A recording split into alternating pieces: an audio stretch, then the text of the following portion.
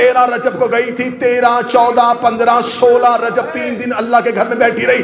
آپ کیا سمجھتے کہ 3 دن مکہ میں خاموشی رہی؟ 3 دن مکہ میں گھروں میں کھانے بنتے رہے؟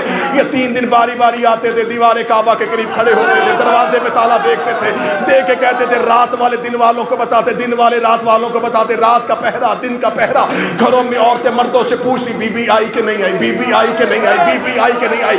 گھروں میں بیٹھے ہوئے عورتوں کی گود میں بیٹھے ہوئے بچے اپنی ماں سے پوچھتے اماں بتاؤ وہ بی بی آئی کہ نہیں آئی، وہ بی بی آئی کہ نہیں آئی۔ اس کا مطلب ہے جو کام 13 رجب 12 رجب کی رات کو ہوا تھا وہ پورے مکہ میں پھیل گیا۔ لوگوں کو پتہ چل گیا اس گھر کے اندر کوئی عورت گئی، اس گھر کے اندر کوئی مستور گئی ہے، اس گھر کے اندر کوئی بی بی گئی ہے۔ یہ 13 رجب 14 رجب 15 رجب 16 رجب تک مکہ کے لوگ کبھی کبھی دیوار کعبہ کے قریب آتے، کبھی دروازے کعبہ کے قریب آتے، یہ خانہ کعبہ کا طواف کرتے رہے، بڑھ بڑھ کے خانہ کعبہ کی دیواروں کو دیکھتے رہے۔ 16 رجب کو دروازے ابو طالب کا دوبارہ کھلنا تھا، ابو طالب کے گھر کا کھلنا تھا۔ انہیں پتا چلا کہ اب کوئی نکلے گا، اب کوئی آئے گا۔ یا رسالت باب خرامہ خرامہ چلتے ہوئے دیوار کعبہ کے قریب آنا شروع ہے۔ انہوں نے ابو طالب کے گھر سے رسول کو آتے دیکھا، انہوں نے کہا اس سے پہلے کہ محمد آئے اور اسی دیوار کے ساتھ کھڑا ہو جائے، یہ دوڑ کے آئے اور انہوں نے دروازہ کعبہ پہ آ کے دستک دینی شروع کی۔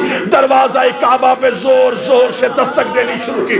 یہ دروازہ کعبہ پہ دستک دے رہے تھے، ادھر سے 16 رجب کا سورج نکل کے مکہ کی سرزمین پہ دیوار کعبہ کے اوپر اپنی کرنیں ڈال رہا تھا۔ یا اللہ کے گھر سے آواز آئی اللہ کی، اے علی کی ماں اٹھ اور میرے گھر کا دروازہ کھول، اٹھ اور میرے گھر کا دروازہ کھول، اٹھ اور میرے گھر کا دروازہ کھول۔